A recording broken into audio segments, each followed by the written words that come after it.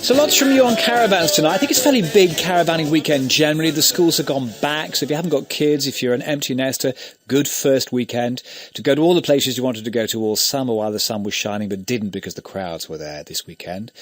Weather not looking too bad, and you might have those places to yourself. I have a 23-year-old caravan, cost £400, comes out once a year for the Burley Horse Trials. It's brilliant, say Sharon and Lucy. And this is from Pip, who didn't have such a great time. Towed a caravan for 3 years after gutting it and refurbishing. Never really got the hang of towing the thing. Got a lot of punctures. Jumped the tow bar once. It just hung on by the electrics. It didn't like me. I didn't like it. So left it free to a good home on a caravan site.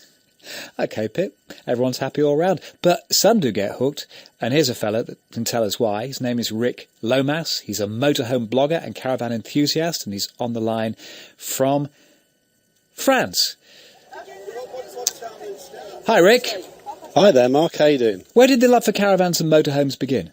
Well, back in, I don't know, it must have been about 1985, I did buy an old Volkswagen Type 2 camper, and I just like the fact that rather than going from A to B and then going from B to A, you can just go somewhere, stay there for a while, and then go on to C, you know. So I kind of really got into that kind of nomadic type of thing.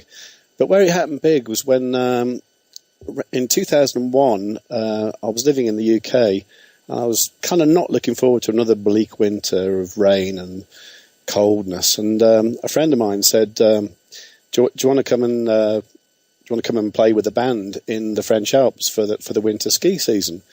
And I said, yeah, I'd love to. You know, that'd be great. And I said, where are we going to stay? He said, I've got an old motorhome. Why don't you buy a caravan? So literally, me and my wife, we bought a £600 caravan from Loot, and we lived in Serre Chevalier, which is in the French Alps where we live, and we lived there for the whole winter. And it got a little bit cold sometimes, but it was okay. Is the heating any good in a £600 caravan? It wasn't. I must admit, it was more designed for a kind of weekend in Cornwall. But we did have quite a good electric supply, and what I had was just like a small, like a 500 watt heater that we used to put on occasionally, just to keep it warm. But yeah, I mean, we did get cold. The coldest part was at the middle of the night when you need to go to the toilet or something, and you have to kind of. We didn't use the one in the caravan because obviously we lived there all the time. So we went over to the block in the campsite where we lived, and yeah, but you've got to do that walk of shame from a tent as well, and at least it's a little bit warmer and cosy when you get back to your caravan, isn't it? It strikes me, Rick, as though you're on the kind of the cool end of caravans. If you started off with a VW camper van back in the 80s before they even got cool and retro, then clearly you were coming at this from a different side, because caravanning isn't always seen as being so cool. Oh, well, yes, okay. Well, I mean, I'll continue my story because what happened next was we finished the ski season, and okay, I could have gone back to the UK because my flat there was rented out, but we thought, hey, we got a caravan and we got a car, let's go caravanning. So it was only me and my wife at the time, so we headed off, and we started mixing with people on campsites who were all sorts of nationalities, and they were old, some were young, and nothing seemed to matter, and we just loved it. We went to a campsite called Vinaròs Camping, just near the Catalonia-Valencia border, and we checked in for 3 days, and we stayed there for 5 weeks. We just loved it, and we loved all the people we met, of all ages.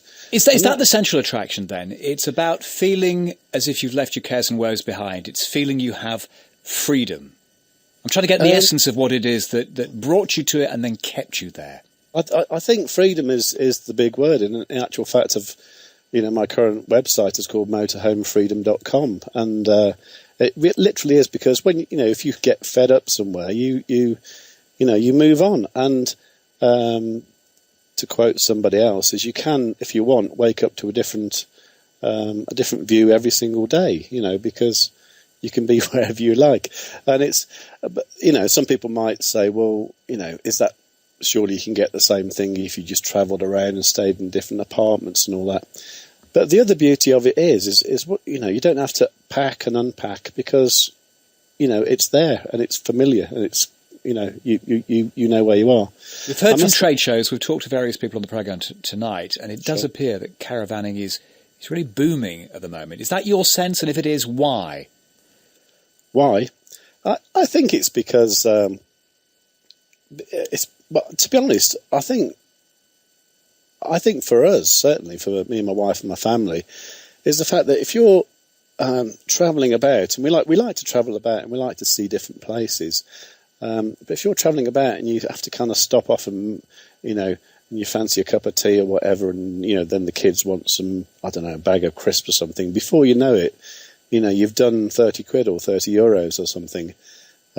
Whereas with a motorhome, you've got all that stuff with you. You've got your familiar surroundings and stuff, and I think at the moment, because things are getting a little bit tighter for everybody, people are considering the fact that they can buy a caravan and go away when they like. And also I think people like going away for little weekends here and there. And I must say, one of the biggest things that I've noticed, being involved with the business slightly now, is the fact that people is festivals, like music festivals. There's almost one every single weekend from April until October in the UK, and it's an ideal way to sort of not have to think about sort of rolling around in a tent in the mud. And that's very true. I'm actually seeing the festival motorhome hire being a very, very big thing at the moment. Yeah, that's the business to get into. Here's a text from Ray, who's in Lincoln.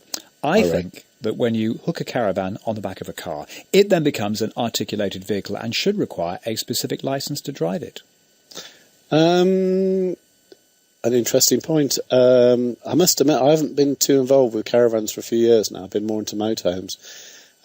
Yes, I would agree with you. And I think, really, if you are going to tow a caravan, you should at least get some lessons or something in reversing the thing, because that's certainly where I came unstuck initially. Yeah, reversing is tough. You see, I don't get stressed by caravans on the road at all. I only get slightly worried when I'm not behind them, when I'm approaching them on small country lanes and they're going round a corner, because I think if you're a caravan person and you've done it for a long time, you know how to get round that corner. If this is the first time, you're probably going to take my bonnet with you. Well, yeah, for sure, yeah. I mean, I would say for anybody who's actually following a caravan or near a caravan, I mean, the golden rule that also applies to motorhomes as well is, if you can't see their mirrors, they can't see you. Yeah, be very careful. And, where are you at the moment, Rick? At the moment, I'm in a town called Briançon in the southern French Alps. Briançon in the Alps, wonderful. Yeah. I'm there at the moment, which I spend probably the majority of my time here, but I also like to go to Spain and Italy and the UK, of course. I still have my parents in the UK. Hello, Mum. Hello, Dad.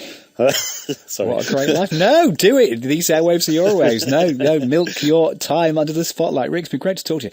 In Briançon, lucky fella. That was Rick Lomas, motorhome blogger and caravan enthusiast, just living the life, and has been since 1985.